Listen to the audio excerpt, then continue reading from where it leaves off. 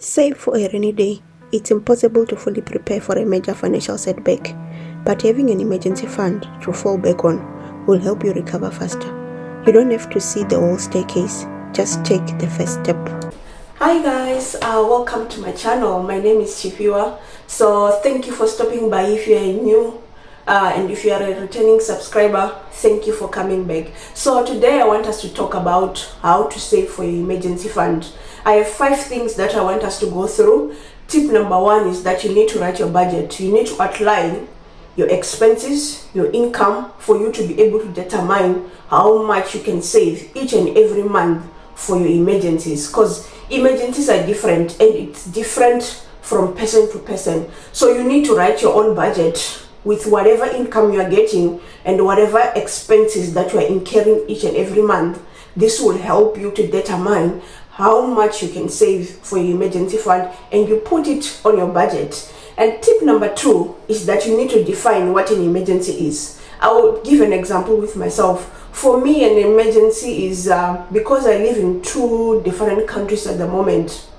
I need to save for rent where I'm living in the UK, food, to pay bills, water and electricity. But it's different when I go to South Africa. My emergency, because I don't have a medical aid in South Africa, would be to have an emergency for medical assistance if I was to fall sick or the kids were to fall sick. So each person has a different circumstances when it comes to saving for an emergency fund. So you need to define it for yourself. Do you need rent to be part of your emergency? Do you need medical assistance to be part of your emergency? So you need to determine that. You need to define it before you can start saving, because I realized that usually we just have one savings account and we say we are saving. When we have an emergency, we go and take that money, or when we want to buy this, we use that money. So it means that we are just saving without having a goal of what we are saving towards. But that's where a budget comes in, to say you have different sections of where your money is going. So tip number 1, you need to write your budget. Tip number 2, you need to define what an emergency is for you. And then tip number 3, you need to write your emergency goal. How much do you want to save? If you have done and you have defined what your emergency is like to you, and then you come up with a total of how much you will need for emergency of 3 to 6 months. For example, it might be 6,000, but then tip number 3 means that you need to write your goals down of how much you can save also at the end of each month for you to reach your target of saving $6,000 or 6,000 pounds at the end of each month. So you need to write that down, because sometimes I realize that we live in a society where we have lots of debts, we have lots of responsibilities, and for you to save 1,000 pounds or $1,000 each and every month might not be possible. So you need to write your goal to say, how much can I afford to save each and every month? I remember reading an article in 2022 or 2023 of a lady describing that for her to reach her goal of saving of an emergency fund, she needed to save at least 1% out of your salary. So that might be you also. If you need to save 1% each and every month from your net income, from your gross income, for you to reach that 6,000 pounds, then that's what you have to do, because what you need to do is to get started, so that you don't keep on going to take more debts if you have an emergency, or you keep on dipping into your savings or investments because you had a huge emergency that came up. So you need to decide, how much can I save each month? It might be 1%. Sometimes it might just be $60 each and every month.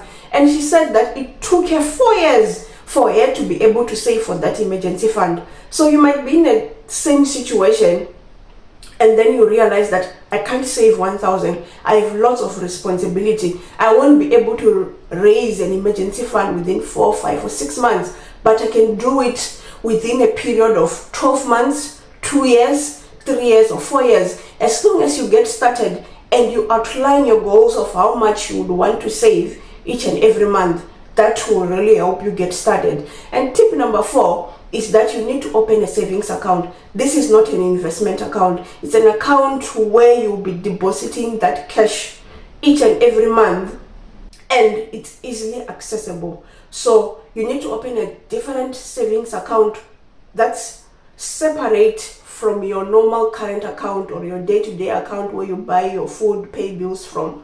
Open a different account. If you can, open with a different institution, because you are depositing that cash every month to make sure that it saves you when you have an emergency.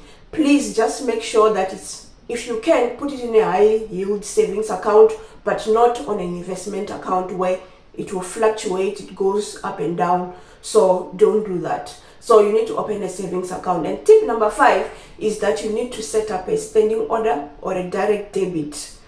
Because for you to say, I'm gonna deposit that cash each and every month, trust me, it's not gonna work, because you will just say, instead of saving $100, let me just put $50 this month.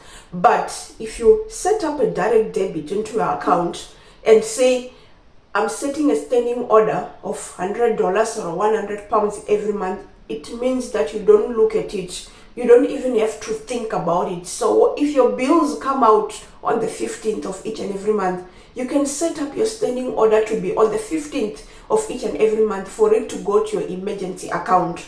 That way it will help you to stay accountable, and it will help you to stay consistent with your savings. So the most important thing is to get started. Don't feel pressured thinking, I can't do this because I have lots of debts, I have lots of responsibility. After reading that article, it made me realize that I don't have to run. I can crawl if I have to crawl. But as long as I reach my goal of saving £6,000, it doesn't matter if it takes me 4 years or 5 years, as long as I save that cash and say it's for an emergency, I know it will save me one day. So I hope this video really helped you and you will implement these steps. So I will do a recap. Number 1, you need to write your budget. Number 2, you need to define what an emergency looks like for you. Number 3, you need to write your emergency goal. Tip number 4, you need to open a savings account, not an investment account. And tip number 5, set up a standing order or a direct debit where that money will just come out each and every month without you even thinking about it. And above all, stay consistent. Don't jump into that cash thinking, I just have this, I saw a sale at this shop, let me just take that money and buy. No, it's set up for emergencies. So I hope this video was wealthy, and then you can take these steps and implement them in your day-to-day life. I will see you on the next one.